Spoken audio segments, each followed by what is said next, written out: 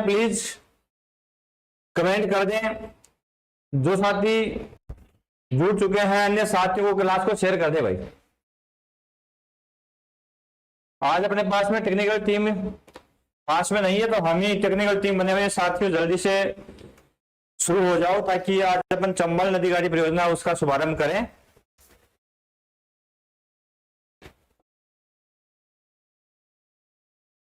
जो साथी जुड़ गए हैं प्लीज कमेंट करके कमेंट बता दो जल्दी से कि वास्तव में क्लास में आवाज प्रॉपर आ रही है, वीडियो प्रॉपर चल रहा है, जल्दी से बताओ देखें।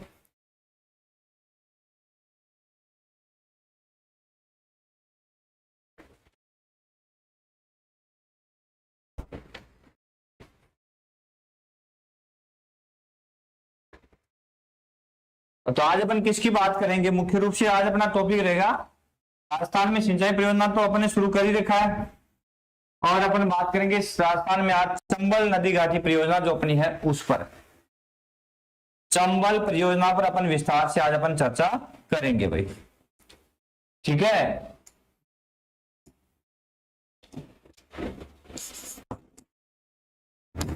चंबल नदी घाटी परियोजना या चंबल परियोजना जो है उस पर चर्चा अपन करेंगे। चंबल नदी पर साथियों 4 बांध बने हुए हैं। 3 चरणों में परियोजना संपन्न हुई।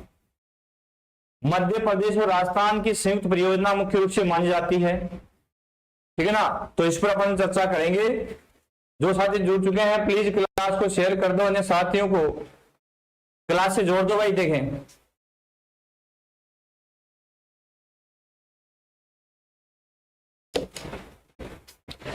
जल्दी करें साथियों, जल्दी करें।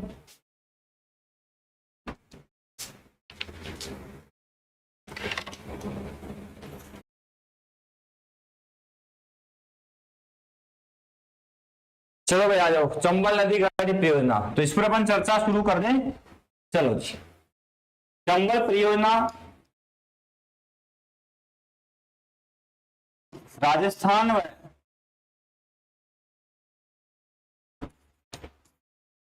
मध्य प्रदेश की संयुक्त परियोजना है।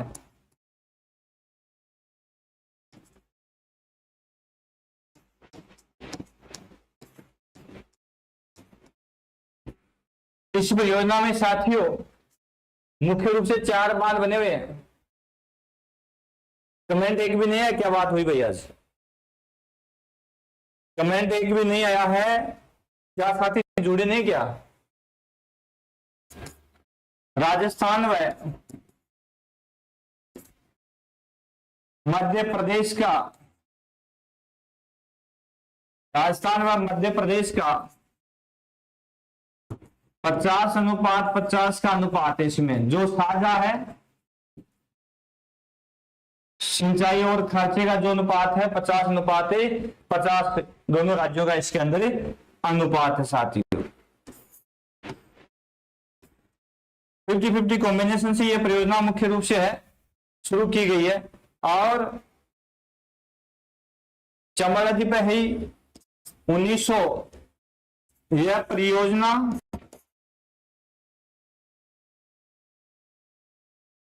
1953-54 में प्रारंभ की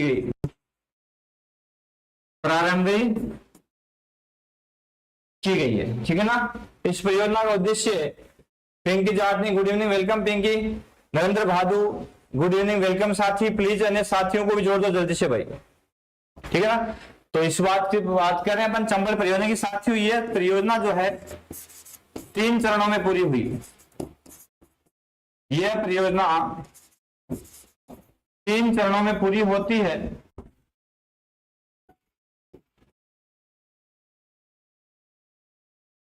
और इस परियोजना में मुख्य रूप से 4 बांध बने हुए हैं। कितने बांध बने हुए हैं? 4 बांध इस पर बने हुए हैं। Priyanka Verma good evening, welcome Priyanka class को ज्वाइन करने के लिए। जल्दी से अपनी क्लास को शेयर कर दो भाई।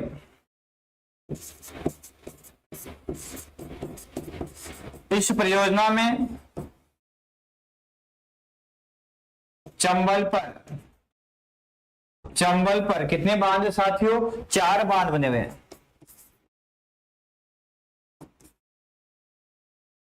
4 बांध बने हुए हैं। पहला बांध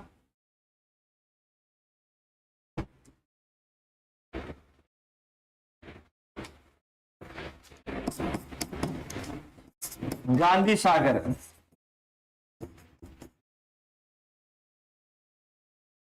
यह मध्य प्रदेश में है।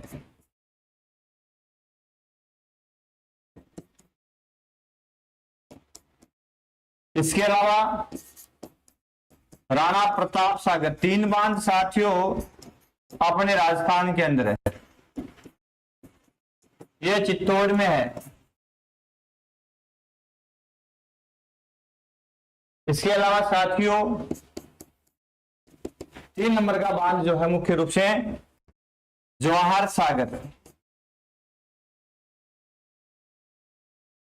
ये अपने कोटा जिले में है। और चौथा बांध है कोटा बैराज, नाम भी कोटा बैराज है तो ये भी कोटा में ही है। ठीक है, अब 4 बांध मुख्य रूप से इसमें है। बैराज शब्द यहां पे आया है, तो बैराज की साथियों अपन बात करें तो बैराज का मतलब होता है केवल सिंचाई के उद्देश्य से बना बांध। यहां पे नाम आया है बैराज, तो बैराज का अर्थ क्या है? बैराज होता है केवल सिंचाई के उद्देश्य से बना बांध, केवल सिंचाई के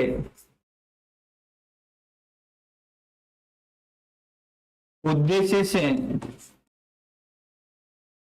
निर्मित बांध क्या कहलाता है? बैराज कहलाता है। ठीक है, तो मुख्य रूप से 4 बांध इसके ऊपर है, गांधी सागर, राणा प्रताप सागर, जवाहर सागर और कोटा बैराज। ठीक है ना, तो 4 बांध चंबल नदी घाटी परियोजना में मुख्य रूप से देखने को मिलते हैं। भैया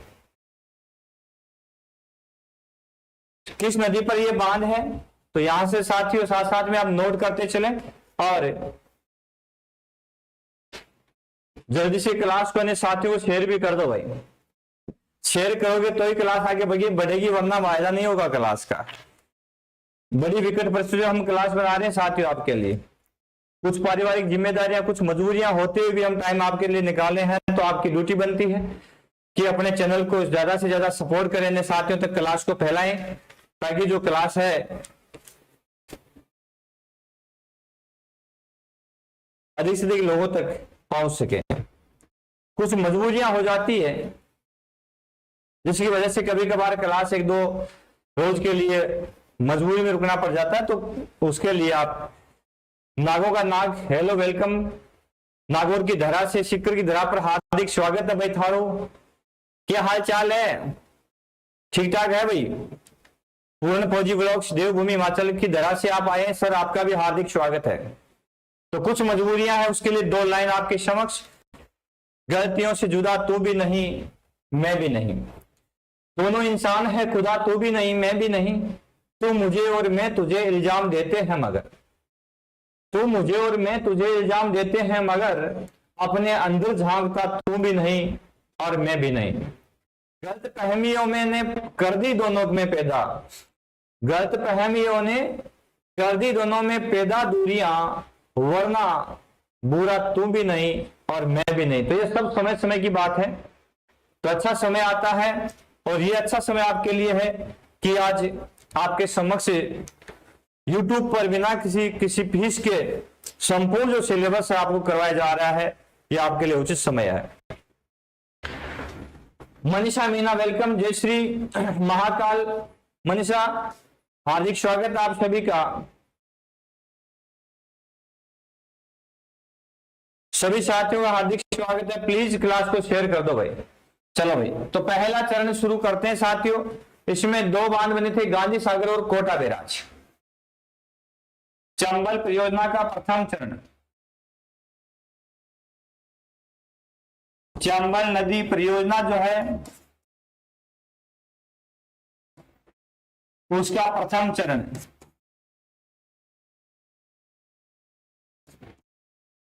मुख्य रूप से इस चरण में 2 बांध बने।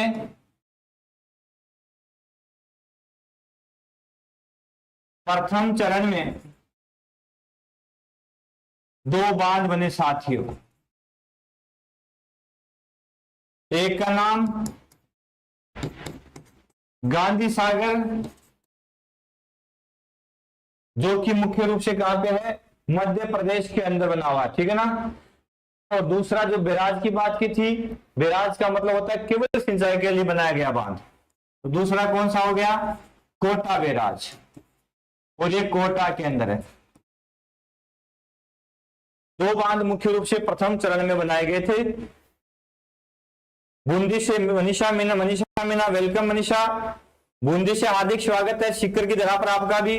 प्लीज अपने बूंदी क्षेत्र में अपनी जो लाइव क्लास है और महत्वपूर्ण क्लास है उसको शेयर कर दो भाई। आपने यदि फर्स्ट बार ज्वाइन किया है तो चैनल को सब्सक्राइब कर लो, बेल आइकन दबा लो, ताकि जैसी क्लास आएगी तो वीडियो अपलोड होते ही आपके पास में नोटिफिकेशन आ जाएगा। Thank you Nikita Mali, good evening, welcome Nikita class को ज्वाइन करने के लिए। जल्दी से सभी साथी क्लास को शेयर कर दो भाई, अपना मनोबल बढ़ता रहे, है ना। मैंने बार बार ये कहा आपसे कि बड़ी विकट परिस्थिति में वीडियो हम बना रहे हैं, आपके लिए प्रयास कर रहे हैं, तो इसका खामियाजा न भुगतना पड़े, आपके लिए इसका लाभ हो और हमें भी ऐसा लगे कि वास्तव में हमारे बच्चों का हमें बहुत सपोर्ट है, तो हम बढ़िया से बढ़िया क्लास आपके लिए लाते रहें।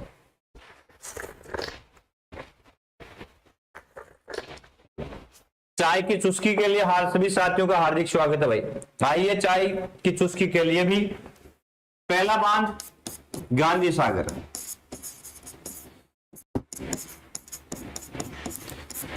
यह बांध मुख्य रूप से चंबल पर है, लेकिन मध्य प्रदेश के अंदर। कहां पे, मंदसौर मध्य प्रदेश के अंदर।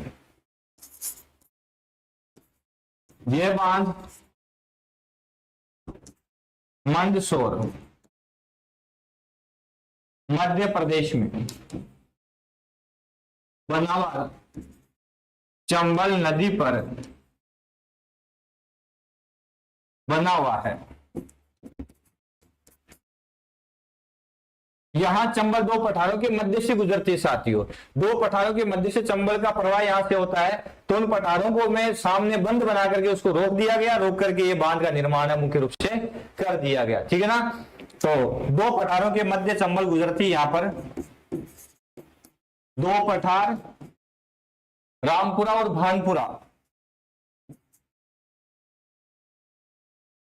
रामपुरा व भानपुरा के मध्य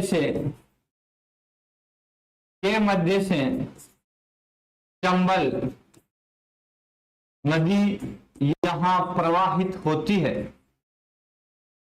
के मध्य से प्रवाहित होती है।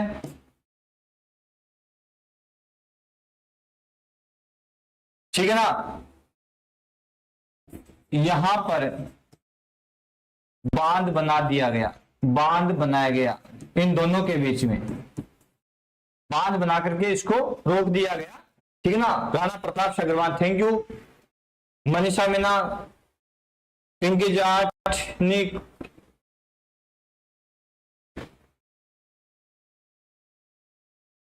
थैंक यू भाई। कितनी शानदार पिंकी ने बात कही है कि खुद के साथ अपना काम भी करते रहें।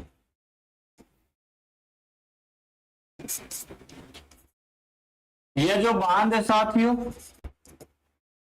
ये जो बांध बना हुआ है, ये बांध लगभग यदि अपन देखेंगे तो चंबल पर, राजस्थान में चंबल पर बनने वाला बांध जो है राजस्थान से बाहर का पहला बांध गांधी सागर बांध है, और ये एक ही बांध है जो कि मध्य प्रदेश में है, चंबल नदी पर, है ना, चंबल परियोजना में से। यह बांध 513 मीटर लंबा व 62 मीटर चौड़ा है। 513 मीटर लंबा और 62 मीटर चौड़ा बांध है, ठीक है ना। और इस बांध का जो उद्घाटन है पंडित नेहरू जी, देश के उस समय प्रधानमंत्री पंडित नेहरू जी ने 1962 में किया, 1962 में किया था। कौन सा बांध की बात करें अपन? गांधी सागर बांध। बबीता वर्मा, वेलकम बबीता जी, क्लास को ज्वाइन करने के लिए हार्दिक स्वागत है भाई।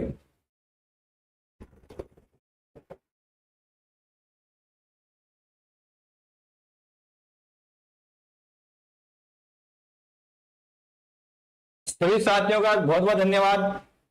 बूंदी से मनीषा, प्लीज अपने साथियों को शेयर कर दो, अन्य साथियों को जोड़ दो भाई, चैनल को इतना बड़ा कर दो। हम आपके बड़े आभारी रहेंगे, क्योंकि अधिक से अधिक साथी जुड़ जाएंगे ना तो अपने चैनल का फायदा बहुत साथियों के पास पहुंचेगा। ठीक है ना? चलो भाई, तो भाई 1962 में नेहरू जी ने इसका उद्घाटन कर दिया। गांधी सागर बांध की अपन बात करें, ठीक है, इससे विद्युत की आपूर्ति भी होती है। विद्युत आपूर्ति कितनी? 115 मेगावाट। 115 मेगावाट विद्युत आपूर्ति से होती है। तो इसके ऊपर विद्युत आपूर्ति के लिए संयंत्र लगे हैं 115 megawatt. Priyanka Verma ji sir, thank you Priyanka. चलो भाई आगे चलते हैं जल्दी से। जो साथी है, जैसे आपके पास में स्क्रीन आती है प्लीज नोट कर लिया करो, या स्क्रीनशॉट ले लिया करो, या साथ साथ में नोट भी कर लिया करो ना। तो ये बढ़िया क्लास हो जाए, शानदार हो जाए। आपके सपोर्ट से आपके लिए क्लास बनती है, तो आपके लिए हर एक सुविधा अपनी क्लास के अंदर है। ठीक है ना? तो स्क्रीनशॉट भी ले लिया करो, उसके बारे में आराम से लिख लिया करो, शानदार तरीके से नोट्स तैयार कर लो। और शानदार नोट्स तैयार करोगे तभी बहुत शानदार आप पढ़ पाओगे।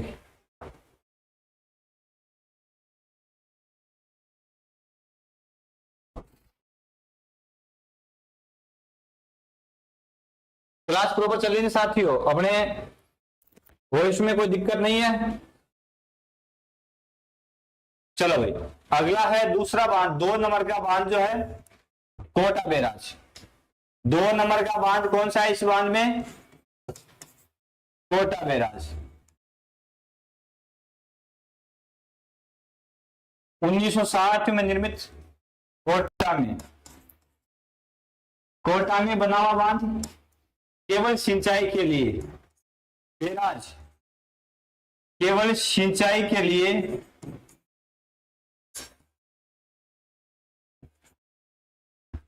केवल सिंचाई के लिए निर्मित बांध को बैराज कहा जाता है। बैराज कहा जाता है। सिर्फ सिंचाई के लिए जो बांध बना होता है उसको बैराज के नाम से जाना जाता है ना, कोटा बैराज। सातवीं, ये बांध मुख्य रूप से कब बना? 1960 में। 1960 ईस्वी में कोटा बैराज बनकर तैयार हुआ।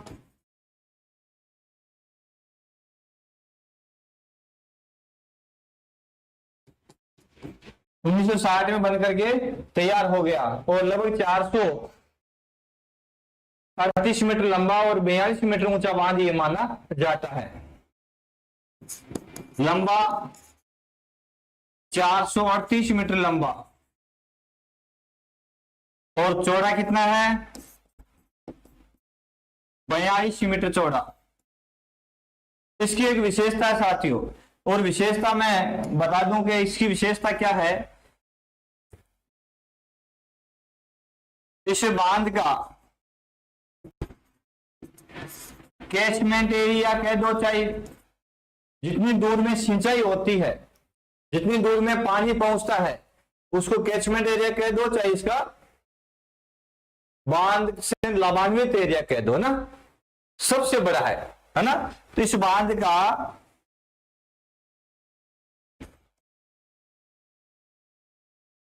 कैचमेंट एरिया राजस्थान में सबसे बड़ा है, सबसे बड़ा है। इस बांध का कैचमेंट एरिया सबसे बड़ा है। ठीक है ना? ये जो कौन सी बात की बात करें अपन, कोटा बैराज की बात कर रहे हैं। तो सबसे बड़ा कैचमेंट एरिया इस बांध का मुख्य रूप से, इसके पास में आपने देखा होगा Kota super thermal power station, इसी के पास में बना हुआ है कोटा थर्मल पावर स्टेशन। ठीक है, इस बांध से मुख्य रूप से 2 नहर निकाली गई है। कितनी नहर निकाली गई है? 2 नहर इस बांध से निकाली गई है।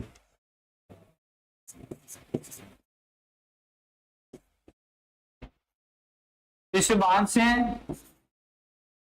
2 नहर साथियों है,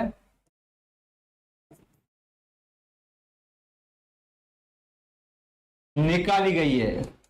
कौन कौन सी? एक नहर मुख्य रूप से है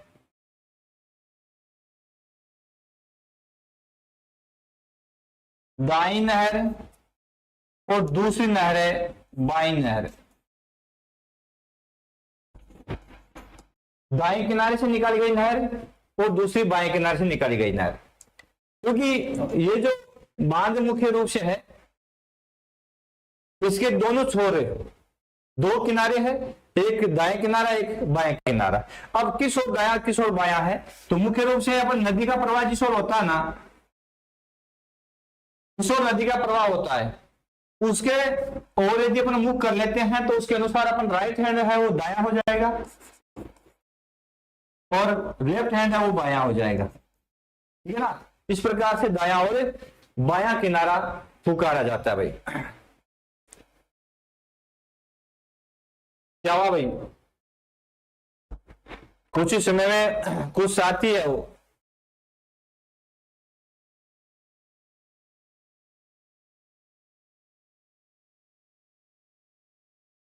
तो 2 नहरें इसमें है, दायां किनारा और बायां किनारा। अब जो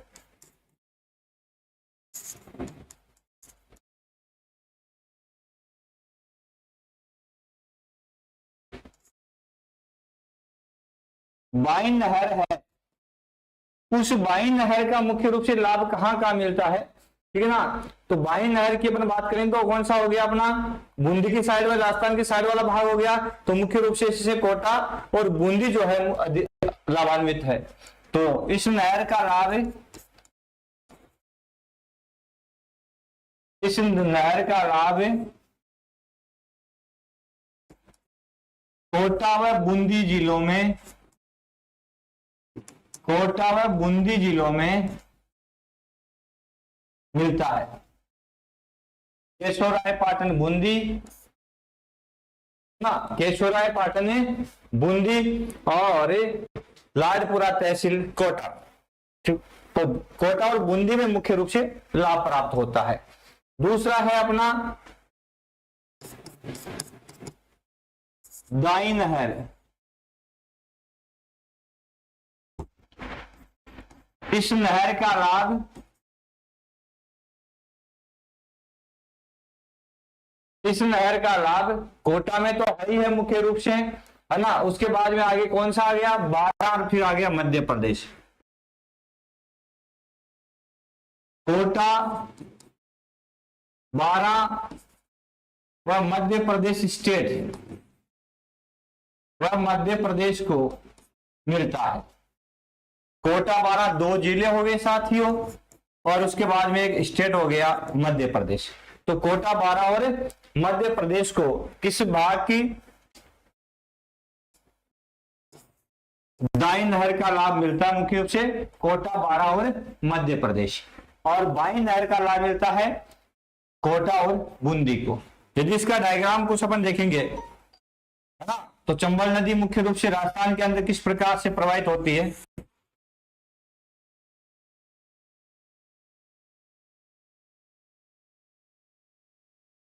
मानचित्र में थोड़ा सा देख लें अपन।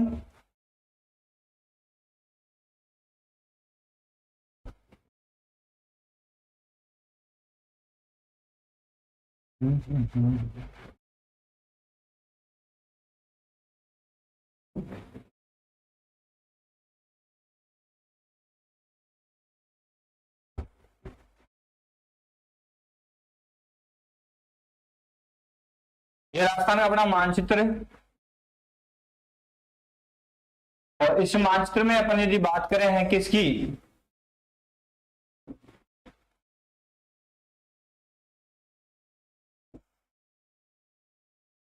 चंबल नदी पर बने बांध की चर्चा करें।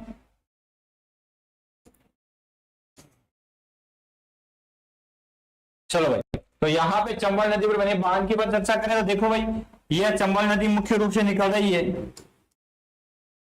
मध्य प्रदेश के अंदर, और ये कोटा बूंदी की सीमा बनाती हुई आगे चली जाती है, एमपी से निकलती है, चित्तौड़ में प्रवेश करती है। यहां पे जो बांध बना है गांधी सागर, गांधी सागर बांध कहां बना दिया अपने, मध्य प्रदेश के अंदर, एमपी के अंदर। फिर यहां अपन कोटा के अंदर मुख्य रूप से आ गए यहाँ पे, और किसकी बात कर रहे हैं, कोटा बैराज की। पहले चरण में 2 ही बांध है, कोटा बैराज की बातें करें। अब इस बांध से इस साइड में जो नहर मुख्य रूप से है, ठीक है ना, इस साइड की नहर जो है, इसका लाभ किसको मिलेगा, बूंदी व कोटा को मिलेगा। इधर नहर निकलेगी, उसका लाभ किसको मिलेगा, इस साइड की नहर का लाभ किसको मिलेगा, इसका लाभ मिलेगा कोटा, बारां और एमपी, मध्य प्रदेश, ठीक है ना। यहां ये बांध बने हुए हैं, 4 बांध है। फिर यहां चित्तौड़ के अंदर, यहां पर भी एक बांध बना हुआ है चित्तौड़ के अंदर मुख्य रूप से, दूसरे चरण के अंदर राणा प्रताप सागर, राणा प्रताप सागर। और यहां पे कोटा के अंदर अलग बांध है जवाहर सागर, कोटा में 2 बांध है। तो यह मुख्य परियोजना अपनी है चंबल नदी पर। मीना जी 006, जय श्री श्याम, वेलकम भैया, राधे राधे।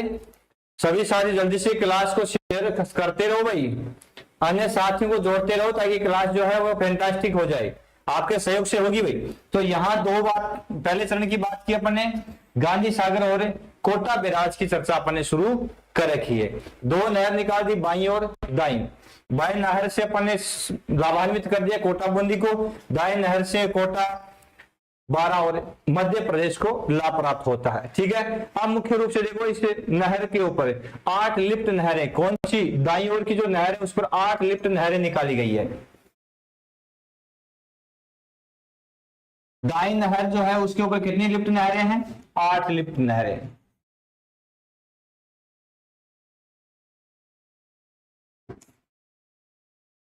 लिफ्ट, अब लिफ्ट का आवश्यकता क्यों पड़ती है, पानी को लिफ्ट करना पड़ता है। कारण यह है कि यदि किसी नहरी क्षेत्र से या किसी बांध वाले क्षेत्र से, किसी मुख्य नहर से यदि साइड का भाग यदि ऊंचा हो और वहां पानी पहुंचा हो, तो वहां पे पानी को लिफ्ट करके ऊपर उठा करके उसके बाद में नहर के द्वारा प्रवाहित करना पड़ता है, ठीक है। इसीलिए यहां से बारां वाला जो क्षेत्र है, कोटा वाला जो क्षेत्र है और एमपी वाला जो क्षेत्र है, ये पठारी भाग है, और इस भाग का ढाल आपको पता है चंबल की ओर है, इसलिए विपरीत साइड में पानी पहुंचाने के लिए पानी को लिफ्ट करना पड़ता है भाई, ठीक है। तो यहाँ लिफ्ट नहरें, 8 प्रमुख लिफ्ट नहरें यहाँ पे है, बारी बारी से मैं उनका नाम लिख देता हूं। 8 लिफ्ट नहरें है कौन कौन सी, जैसे जालीपुरा लिफ्ट नहर है, दिगोद लिफ्ट नहर है, जालीपुरा, दिगोद, है ना, जालीपुरा और दिगोद लिफ्ट नहरें मुख्य रूप से है। तो ये दोनों लिफ्ट नहरें किसकी है, कोटा जिले की, कोटा में। जालीपुरा और दिगोद कहां पे है मुख्य रूप से साथियों, कोटा के अंदर, ठीक है। अन्य लिफ्ट नहर की यदि बात करें तो जैसे अंता 12 में आ गया अपने, है ना, पंचेल आ गया, अंता लिफ्ट, पंचेल, ठीक है ना। इसके अलावा आगे अपने गणेशगंज की बात कर लें, है ना, सही है, गणेशगंज।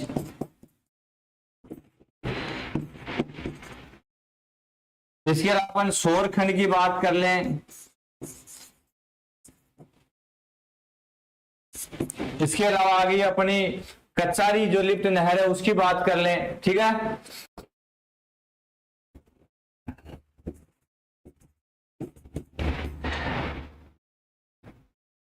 तो ये मुख्य रूप से कहां पे है, ये सभी के सभी 12 जिले के अंदर, 12 में। अब यहाँ पे 7 है, 8वीं अंता जो ना, अंता है इसकी 2 पार्ट है भाई, अंता के, है ना, अंता के दो पार्ट है, यह अंता जो है मुख्य रूप से दो पार्टों में डिवाइड है, अंतर्लिप्त स्कीम है और अंतर्लिप्त माइनर नहर। अंतर्लिप्त माइनर नहर, अंतर्लिप्त माइनर के नाम से है, दो है इसके। इस प्रकार से सभी 8 है, ये भी 12 में ही है, तो सभी 8 जो लिप्त नहरें हैं वो 12 में, और किस नहर से निकाली गई है? कविता कौर, गुड इवनिंग, वेलकम कविता क्लास को ज्वाइन करने के लिए। ठीक है, तो अंता, जालीपुरा, कोटा, दिगोद, कोटा, दो तो कोटा की होगी, जालीपुरा और दिगोद। जालीपुरा और दिगोद लिप्त नहरें कहां की होगी? कोटा जिले में। बाकी सभी कहां पे है? 12 जिले में। दाई नहर से मुख्य रूप से लिप्त नहरें निकाली गई है। बाई और क्यों नहीं निकाली गई? बूंदी की साइड में इसका प्रवाह का ढाल है। उसके अलावा अंतर्लिप्त नहर, अंतर्लिप्त माइनर नहर, पंचेर लिप्त नहर, गणेशगंज है, सोरखंड है और कचारी है। सभी के सभी किस जिले में है? मुख्य रूप से 12 जिले के अंदर। ठीक है ना। इस प्रकार से यह 8 लिप्त नहरों की बात अपन करते हैं कि इस नहर के बाएं किनारे से 8 लिप्त नहर वो ये निकाली गई है। ठीक है, उसके बाद में चलते हैं अपन दूसरे चरण के अंदर। दूसरे चरण में बात करते हैं राणा प्रताप सागर बांध की। चलें, चलो जी। चंबल नदी का दूसरा चरण, चंबल नदी परियोजना। इसके सेकंड चरण की बात कर लें। सेकंड चरण में मुख्य रूप से कौन सा बांध है? राणा प्रताप सागर बांध। राणा प्रताप सागर बांध चित्तौड़गढ़ जिले के अंदर, चित्तौड़गढ़ जिले में राणा प्रताप सागर बांध का निर्माण है मुख्य रूप से किया गया है ना। नारायण गायत्री, राम राम, वेलकम नारायण, स्वागत अपने क्लास के अंदर आपका भैया। ठीक है, अब राणा प्रताप सागर बांध की अपन बात करेंगे तो यह बांध मुख्य रूप से है किसमें? चित्तौड़गढ़ के अंदर। और इस बांध की लंबाई की बात करें तो काफी लंबा बांध है भाई, चंबल पर काफी लंबा बांध है, 1100 मीटर लंबा, 1100 मीटर लंबा बांध है। चौड़ाई की बात करते हैं तो चौड़ाई इसकी ज्यादा नहीं है। चौड़ाई की बात करें तो लगभग ये 36 है यार, सॉरी, ऊंचाई की बात, सॉरी 36 मीटर, 36 मीटर ऊंचा बांध है। ठीक है ना। तो ऊंचाई 36 मीटर है और लंबाई इसकी 1100 मीटर के आसपास में। इस बांध के लिए ऐसा भी माना जाता है कि सस्ते में बन गया था, है ना। लगभग ये 1970 में पूर्ण हुआ। 1970 में निर्माण पूर्ण हो गया था इसका। किसका? राणा प्रताप सागर बांध का 1970 में निर्माण पूर्ण हो गया। ठीक है, और ऐसा माना जाता है कि यह बांध सबसे सस्ता बांध है। ऐसा भी उल्लेख आता है सबसे सस्ता बांध, 125 करोड़ के आसपास में।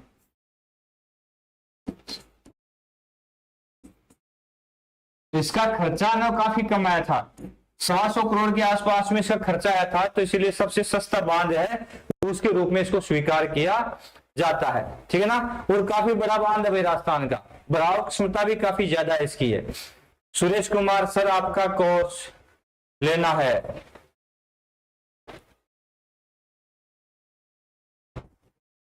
चलो भाई बात करेंगे, सुरेश जी आपसे भी बात करेंगे।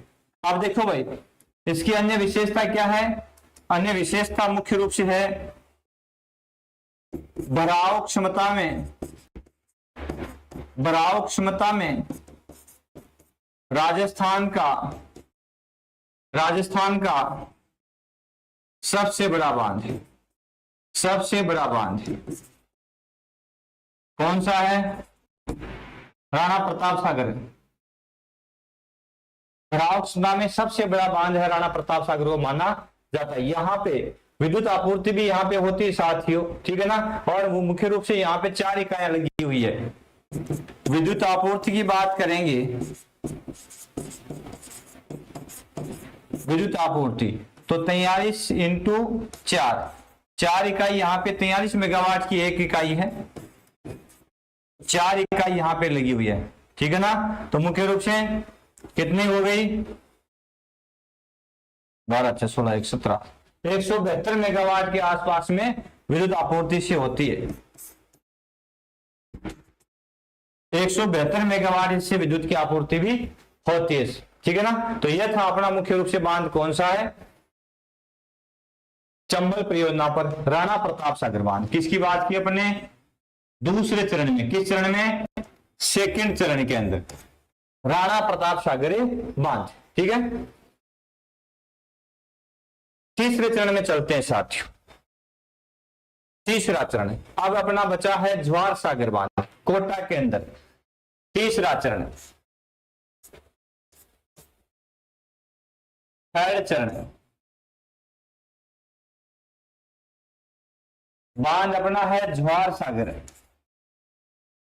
कौन सा है, जवाहर सागर, किस जिले में है, कोटा में, किस नदी पर है, चंबल पर, बात चंबल पर ही तो करें ना, चंबल के बांधों की साथियों अपन चर्चा करें हैं, तो जवाहर सागर बांध तीसरे चरण की बात अपन करते हैं, ठीक है ना। अब इसके बारे में माना जाता है कि यह बांध 1973 में बनके तैयार हुआ, निर्माण 1973 में बन करके तैयार हुआ। यह है एक पिकअप बांध है, ठीक है। कौन सी की बात करते हैं, जवाहर सागर की। कोटा बैराज जो है ना, कोटा बैराज से मुख्य रूप से यह लगभग है तो 13 किलोमीटर के आसपास में, ठीक है ना, 13 किलोमीटर के आसपास में या 16 किलोमीटर के आसपास में पहले होना चाहिए मेरे हिसाब से, 16 किलोमीटर के आसपास में, थोड़ा सा कंफ्यूज हो रहा हूं। यह है कोटा बैराज से 16 किलोमीटर है लगभग, पहले बांध पहले है, चंबल नदी पर पहले निर्मित है, चंबल की साइड में यानी अपने चित्तौड़ की साइड में 16 किलोमीटर पहले बना हुआ है कोटा बैराज से, ठीक है ना। इसके ऊपर मुख्य रूप से 99 मेगावाट विद्युत आपूर्ति होती है। विद्युत, तो विद्युत कितनी आपूर्ति होती है, विद्युत की आपूर्ति होती है, विद्युत 3 इंटू 33, 3 इकाई और मेगावाट 99 मेगावाट, टोटल 33 मेगावाट की 3 इकाई है, तो कुल कितनी है, 99 मेगावाट विद्युत आपूर्ति से मुख्य रूप से होती है साथियों, ठीक है ना।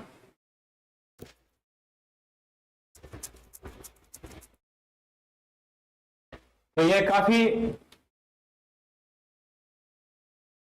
महत्वपूर्ण बांध है कोटा और बूंदी के लिए, क्योंकि एक साइड में कोटा और एक साइड में बूंदी, दोनों जिले मुख्य रूप से यहाँ पे है।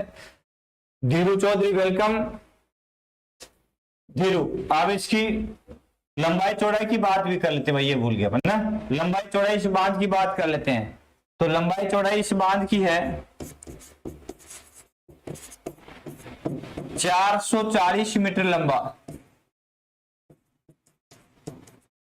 440 मीटर के आसपास में ये लंबा बांध है। और ऊंचाई की बात कर लें, क्योंकि चौड़ाई नहीं होती ऊंचाई होती है ना, तो लगभग 45 मीटर ऊंचा, 45 मीटर ऊंचा बांध है, ठीक है। 440 मीटर लंबा और 45 मीटर ऊंचा बांध मुख्य रूप से है। इसमें बांध का सर्वाधिक लाभ किसको होता है, मुख्य रूप से बूंदी और कोटा जिले को मुख्य रूप से होता है, ठीक है ना। तो ये था तीसरे चरण का बांध, जिसका नाम है साथियों क्या, मुख्य रूप से जवाहर सागर, चंबल नदी पर बना बांध। 1973 में यह पूर्ण हो गया। अन्य परियोजनाएं भी चंबल नदी पर मुख्य रूप से है।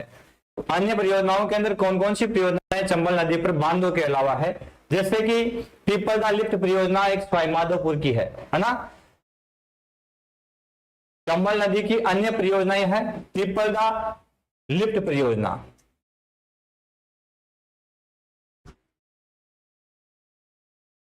हाय ना बोलो, पावर है ना इसके पास। चलो भाई, अगला है चंबल पर, चंबल नदी पर अन्य परियोजनाएं, बांधों के अलावा कुछ नहर सिंचाई परियोजनाएं भी है। एक परियोजना मुख्य रूप से पिपलदा परियोजना, पिपलदा परियोजना चंबल नदी का से नहर निकाल करके चंबल नदी पर, ठीक है, इस परियोजना से सवाई माधोपुर, सवाई माधोपुर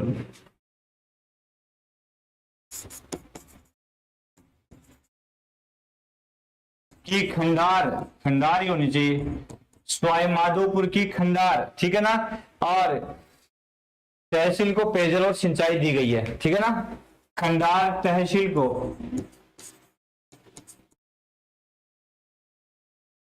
पेयजल व सिंचाई सुविधा, पेयजल व सिंचाई सुविधा प्राप्त है, ठीक है ना। इसको सवाई माधोपुर की खंडार तहसील को, ठीक है ना। चलो भाई, दूसरी परियोजना, अगली परियोजना मुख्य रूप से है इंदिरा गांधी लिफ्ट सिंचाई परियोजना।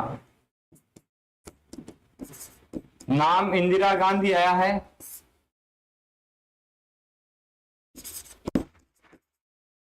इंदिरा गांधी लिफ्ट परियोजना, नाम आया है इंदिरा गांधी। इसका मतलब यह परियोजना है, इंदिरा गांधी नहर पर नहीं है साथियों, यहां कंफ्यूज हो जाते हैं बहुत बार अपन, ठीक है ना।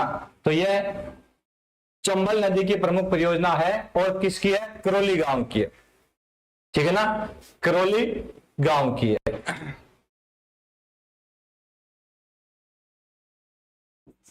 करौली में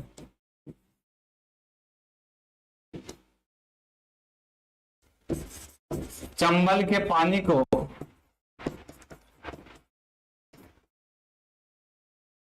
करौली और सवाई माधोपुर दोनों को लाभ इससे प्राप्त हो सकते, करौली और सवाई माधोपुर, है ना। वैसे ये करौली के अंदर बांध बना हुआ है,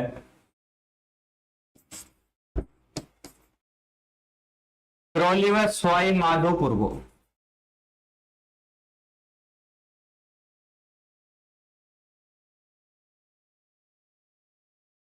लाभ प्राप्त होता है इस परियोजना से। मुख्य रूप से किसको लाभ होता है, इंदिरा गांधी लिफ्ट परियोजना से। कहां बनी हुई है, करौली के अंदर बनी हुई है। गांव का नाम है जहां ये बनी हुई, शायद कसेड़ करेड़ ऐसे कोई गांव है भाई, कसेड़ गांव होना चाहिए, कसेड़ गांव। करौली का गांव है कसेड़ गांव, यहां पे ये परियोजना है, ठीक है ना।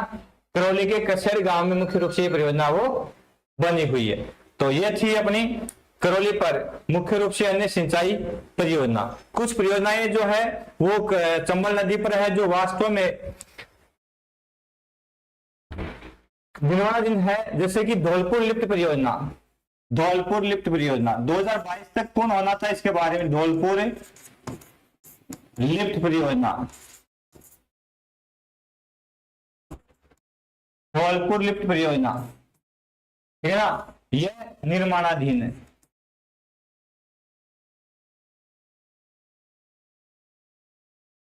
और पूर्ण होने के बाद में धौलपुर को मुख्य रूप से है पेयजल और अन्य सुविधाएं मिलेगी। Pinki Verma, good evening, welcome Pinki, class join करने के लिए। राधे राधे, जय श्री कृष्णा।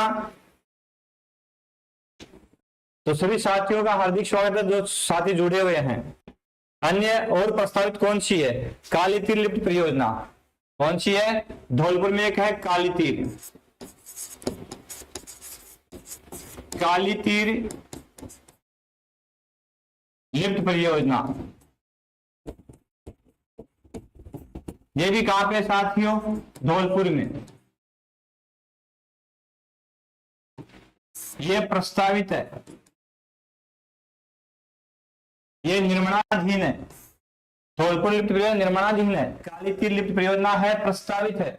आगे भाई इसे निर्माण परियोजना का निर्माण होने के बाद में धौलपुर जो है उसको मुख्य रूप से लाभ प्राप्ति हो जाएगा। एक परियोजना चलती है चंबल नहर परियोजना, चंबल नहर परियोजना। ये क्या है, यह है चंबल के जीर्णोद्धार के लिए, चंबल के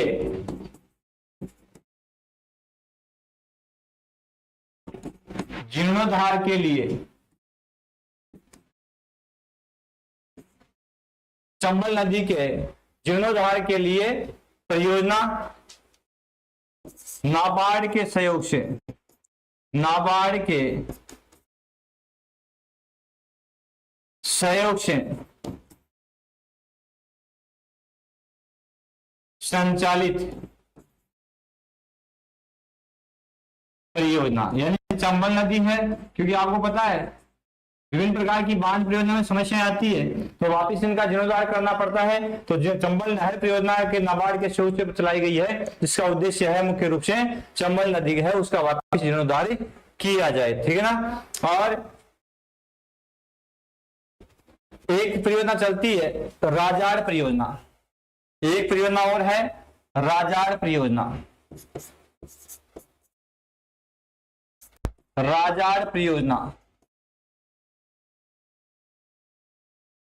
अब ये राजाड़ परियोजना क्या है, यह है चंबल क्षेत्र में, चंबल क्षेत्र में सेम की समस्या को दूर, सेम समस्या को दूर करने के लिए, दूर करने के लिए संचालित।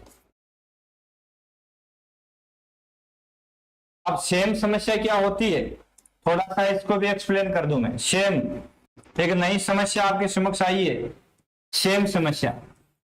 तो ये क्या होती है सेम, जब अपन अति सिंचाई करते हैं ना, अति सिंचाई से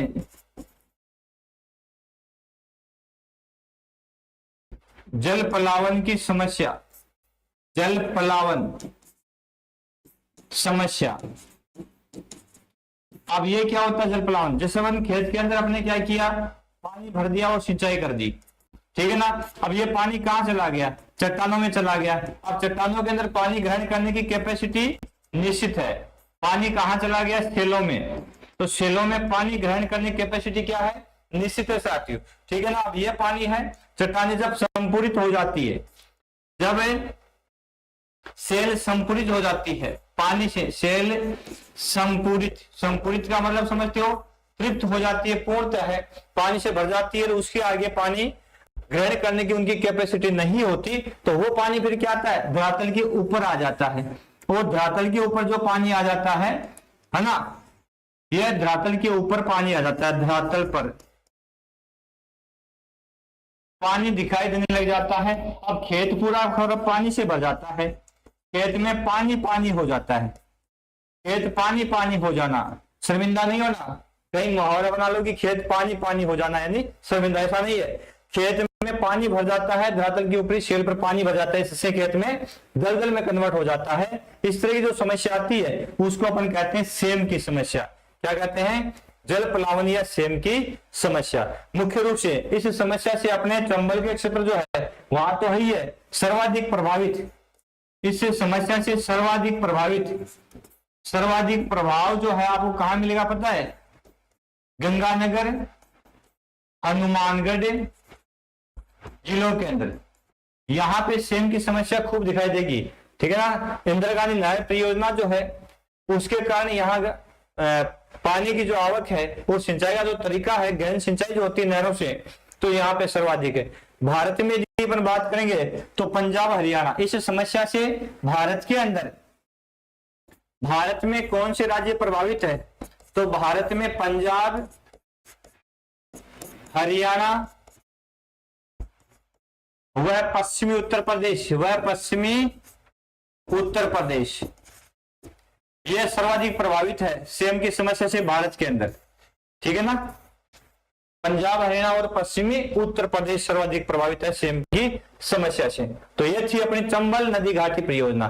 4 महत्वपूर्ण इसकी सहायक परियोजना चंबल नहर परियोजना जीर्णोद्धार के लिए है, राजहाट परियोजना सेम की समस्या को दूर करने के लिए है, धौलपुर काली तीर लिफ्ट परियोजना धौलपुर में पेयजल की आपूर्ति के लिए है, धौलपुर लिफ्ट परियोजना धौलपुर में पेयजल की आपूर्ति के लिए है, इंदिरा गांधी लिफ्ट परियोजना जो है वो करौली के अंदर मुख्य रूप से पेयजल और सवाईमाधोपुर में पेयजल और सिंचाई के लिए पानी पहुंचाना है, और पीपलदास सिंचाई परियोजना मुख्य रूप से सवाईमाधोपुर की है, जिसमें इसकी खंडार तहसील जो है वो चंबल नदी का पानी वहां पहुंचाने के लिए बनाई गई है। ठीक है ना, तो ये थी प्रमुख चंबल नदी के प्रमुख 4 बांध, 3 चरणों में इसको अपने संपन्न किया, और प्रमुख सिंचाई परियोजनाएं, और एक अपने कोटा बैराज की चर्चा की जो सिर्फ सिंचाई के उद्देश्य से बनाया गया बांध है। अभी काफी शेष बच्ची छोटी छोटी परियोजनाएं और भी काफी बच गई साथियों, उनकी चर्चा भी अपन करेंगे।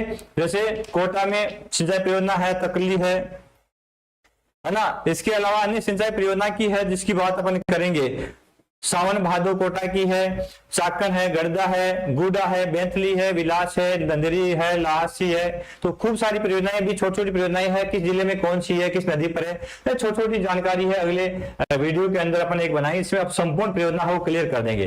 काफी लंबा चैप्टर हो चुका है सिंचाई परियोजनाओं का, लेकिन जरूरी है क्योंकि प्रत्येक चैप्टर जो है वो पढ़ना बहुत आवश्यक है साथियों। पूर्ण जानकारी लेना बहुत जरूरी है, यदि पूर्ण जानकारी अपन नहीं लेंगे तो पढ़ने का कोई औचित्य नहीं है, कोई फायदा नहीं है। ठीक है ना, तो बड़े विस्तार से और पूर्ण जानकारी के साथ में हमें किसी चैप्टर को तैयार करने की आवश्यकता है। डेली 7 बजे अपनी क्लास से लाइव आती है तो ज्वाइन कर लिया करो, अन्य साथियों को क्लास से शेयर कर दिया करो, अपने चैनल के प्रति स्नेह बनाए रखो, है ना। और जितना आप स्नेह बनाए रखोगे, भरत शर्मा श्री गंगानगर, वेलकम भरत। क्लास को ज्वाइन करने के लिए प्लीज गंगानगर के अंदर आप अपने चैनल को अन्य साथियों को शेयर करो ताकि साथी जुड़ सके और अपने क्लास का लाभ ले सके। ठीक है ना, तो बहुत ही महत्वपूर्ण शानदार क्लास रहती है साथियों। तो आज की क्लास को यहीं अपन संपन्न करते हैं।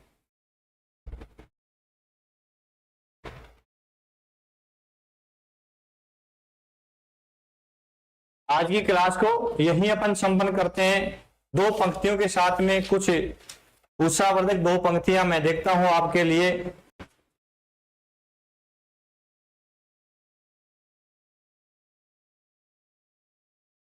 जिन पंक्तियों ने हमें अच्छी एक सीख दी है उन पंक्तियों के साथ में ही। ठीक है, चलो भाई।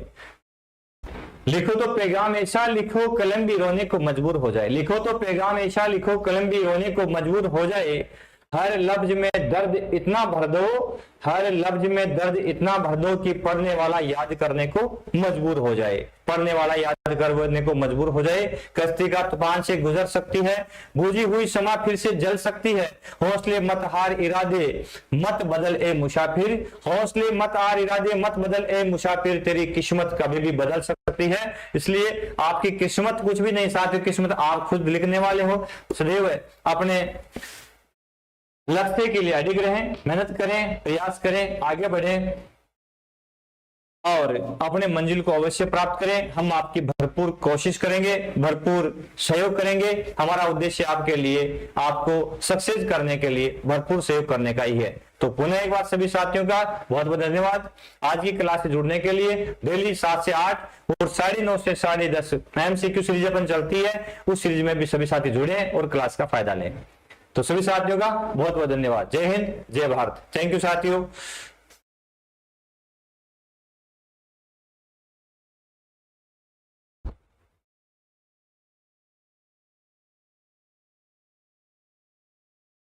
कोई दीवाना कहता है, कोई पागल समझता है, धरती की बेचैनी को बस बादल समझता है। मुझसे दूर कैसी है, मैं तुझसे दूर कैसा हूँ।